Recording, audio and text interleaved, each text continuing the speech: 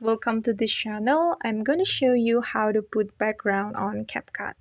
Okay, the first step that you have to do is you should prepare your photo or video that you want to put the background on it, and then after that you can look for canvas button on the bottom of the screen. Okay, it's right here, and we can click this canvas. And after that we can click background right here.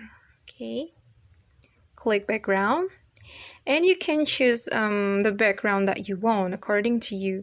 And if you want to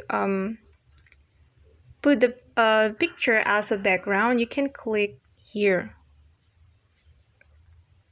Okay, and then you can search the background on your gallery. For example, I'm going to choose this background. Okay, and you can use both fingers to resize your video or resize the photo. Okay, you just have to pinch the screen like this. Okay, you can also choose this background, it's up to you.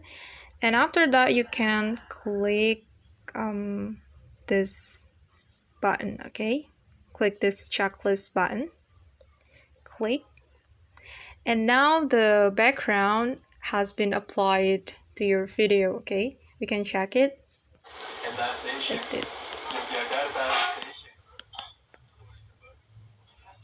Okay, that's the tutorial from me, guys. Thanks for watching.